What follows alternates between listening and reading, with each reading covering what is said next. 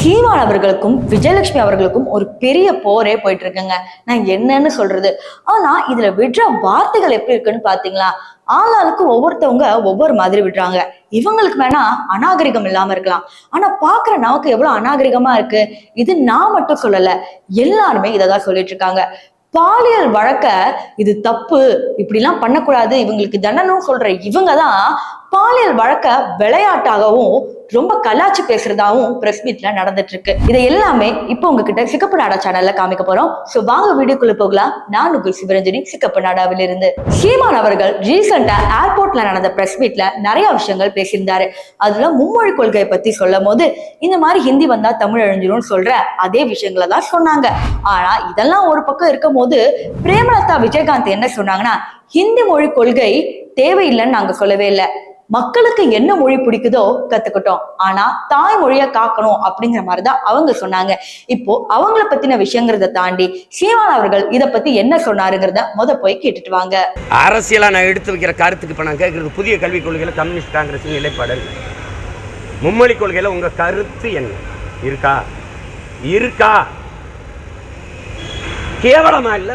அதை எதிர்க்கிற கட்சியோட கூட்டணி, அதை ஆதரிக்கிற கூட்டணி. பிரஸ் மீட் நல்லா போயிட்டு இருக்கும் போது இடையில விஜயலட்சுமி அவர்கள் உங்கள் மேல பாலியல் வழக்கு வச்சிருக்காங்களே, நீங்க பாலியல் குற்றவாளியா அப்படிங்கிற மாதிரி கேட்கும் போது சீமான் அவர்கள் அங்கே கடுப்பாகி, என்னை எப்படி நீ பாலியல் குற்றவாளின்னு சொல்லுவ, வழக்கு போயிட்டு தானே இருக்கு, உடனே நீ எப்படி சொல்வ, அவ ஒரு பாலியல் தொழிலாளி அப்படிங்கிற மாதிரி பகிரங்கமா ஒரு ஸ்டேட்மெண்ட் வச்சிருக்காரு. இப்ப அதை நீங்க பாருங்க. என்னைய பாலியல் குற்றவாளின்னு நீங்க எப்படி சொல்றீங்க? நீங்க நீதிபதியா?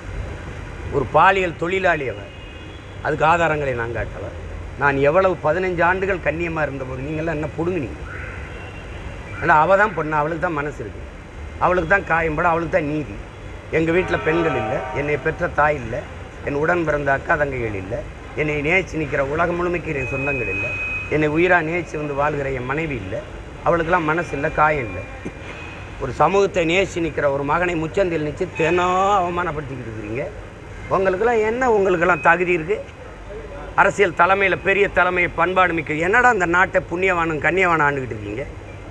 என்ன யோக்கியது இருக்கு என்னை இப்போ கேள்வி கேட்க பேசுறதுக்கு? அரசியல் நான் கேட்டதில் உங்களுக்கு கண்ணியம் குறைஞ்சிருச்சுன்னா நீங்கள் பண்ணுற செயலுக்கு பேருங்க. நீ எப்படி முடிவு பண்ணுற? எப்படி முடிவு பண்ற நீ? இதெல்லாம் ஒரு பக்கம் இருக்கும் போது விஜயலட்சுமி அவர்கள் கண்ணீருடன் ஒரு விஷயத்த சொல்லியிருக்காங்க. அதாவது என்ன போய் பாலியல் தொழிலாளின்னு சொல்றிய, என்னைய தானே நீ காதலிச்ச அப்படிங்கிற மாதிரி நிறைய விஷயங்கள் பகிர்ந்திருக்காங்க. நான் பாலியல் தொழிலாளியா?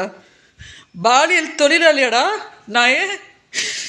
டேய், இந்நாள் வரைக்கும் நீ தச்சிருப்படா, இந்த நொடியிலிருந்து நீ எப்படி செருப்பால் அடிக்க வாங்க போறேன்னு பார்.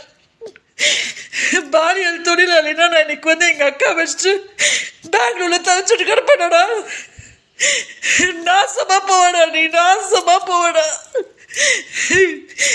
என்னோட கண்ணீரோட என்ன பண்ண போது பார், உன்னை என்ன பண்ண போது பார்.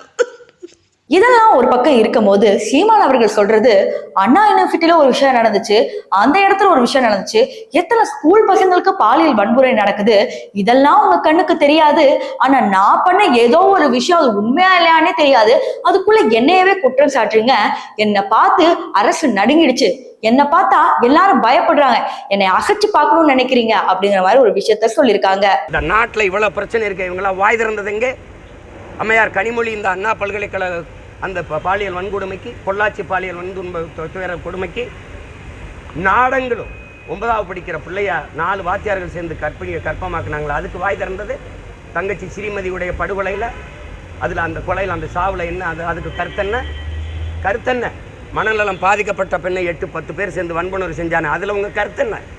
தினந்தோறும் பள்ளிக்கூடத்துக்கு போகிற பிள்ளைகளை ஆசிரியர் தாளாளர்கள் துன்புறுத்துவதில் உங்கள் கருத்தென்ன தம்பி? 3 வயது குழந்தைய மயிலாடுதுறையில் ஒருத்தன் அது வன்புணர்வு செஞ்சு கண்ணு கட்டி மண்டையில் அடிபட்டு கண்ணு சிதைஞ்சு போயிருக்குது, அதில் உங்கள் கருத்தென்ன? அப்போல வாயில் என்ன இருந்தது? ஏன்னா இங்கே யாரும் இல்லை, இங்கே முன்னாடி நிற்கிறேன் சீமான், அதனால நீங்கள் பேச வேண்டியது வருது. இந்த பிரஸ் மீட்டோட ஹைலைட் என்னன்னா, திராவிட முன்னேற்ற கழகத்தை திராவிட பன்னிகள் அப்படிங்கிற மாதிரி சீமான் மென்ஷன் பண்ணிருப்பாரு. இது ஒரு பெரிய விஷயமா உருவாகுது. அது மட்டும் இல்லாம என்னை பார்த்தோன்னே நடுங்குறாங்க, நான் வந்து புலி, நீங்கெல்லாம் பண்ணீங்க அப்படிங்கிற மாதிரி சூப்பர் ஸ்டார் ரஜினிகாந்த் டைலாக்கா சொல்லிட்டு இருக்காரு. இப்ப இந்த விஷயமும் பெருசா போயிட்டு இருக்கிற ஒரு நிலையில ரீசெண்டா ஒரு நியூஸ் வந்துச்சு. இந்த மாதிரி வருகிற 8ஆம் தேதி பெரியார் யாருன்னு புட்டுன்னு வைக்கிறேன், அப்பதான் பெரியார் யாருன்னு உண்மையாவே உங்களுக்கு தெரிய வரும்னு ஒரு விஷயத்த சொல்லியிருக்காங்க. இந்த திராவிட பன்னிகளை வேட்டையாடி ஒழிக்க வந்த புலி நான். குறுக்க ஓடிட்டு இருக்காத நீ. ஒட்டு நீ ரத்தம் குடிச்சா தனியாக போய் நின்றணும். கருத்து சொல்லிக்கிட்டு கூடாது. விளையாட் பண்ணிட்டு அலைகிறீங்க. நீங்கள் தான் சொல்கிறீங்க வந்து என்ஜாய்மெண்ட் வித்தவுட் ரெஸ்பான்சிபிலிட்டி. யாராவது பாசத்துக்கு பிள்ளைய பெறுவானா? தேவைன்னா அவள் போயிட்டு அப்படி போயிட்டுருக்கு. இதுக்கெல்லாம் கல்யாணத்தை பண்ணிக்கிட்டு இதுக்கெல்லாம் குடும்பம்னு வாழ்ந்துக்கிட்டவனா இருப்பானா? என்ஜாய்மெண்ட் வித்தவுட் ரெஸ்பான்சிபிலிட்டின்னு ஐயா இங்கிலீஷ்லேயே சொல்கிறாரு அப்படின்னு சொன்னது யார்? உங்கள் ஐயா சொன்னார்னு இப்போ இருக்கிற ஐயா சொல்கிறாரா இல்லையா? சொல்கிறார். இப்போ என்ஜாய்மெண்ட் வித்தவுட் ரெஸ்பான்சிபிலிட்டி சொன்னவர் உங்கள் பெரியார். ஒன்று பெரியாரை தலைவராக ஏற்றுக்கிறீங்க. அப்போ என்ஜாய்மெண்ட் வித்தவுட் ரெஸ்பான்சிபிலிட்டியில் உங்கள் ரெஸ்பான்சிபிலிட்டி இங்கே என்ன? இல்லை அம்மையார் கனிமொழிக்கும் சேர்த்து தான் கேட்குறேன். இந்த கம்யூனிஸ்ட் தோழர்களுக்கு தான் கேட்குறேன். பெரியாரை பெரியாருன்னு தலைக்கு மேலே வச்சு கொண்டாடுறீங்களே, அவர் சொன்னது தான். இப்போ அவர் சொன்னதை தான் நான் செஞ்சேன்னு வச்சுக்கிறேன். இப்போ எதுக்கு நீ உனக்கு என்ன பிரச்சனை ஆகுது? ஏப்பா உங்கள் தலைவர் சொன்னது தான்ப்பா நாங்கள் கடைப்பிடிக்கிறோம். அதில் உங்கள் கருத்து என்னப்பா? என்ன விளையாட்டு பண்ணிருக்கேன். நாங்கள் திருப்பி ஒவ்வொன்று நான் பேச ஆரம்பிச்சேன்னு வச்சுக்கிறேங்க, நீங்கள் வெளியில் நடமாட முடியுமான்னு பாருங்க. அமைதியாக போங்க.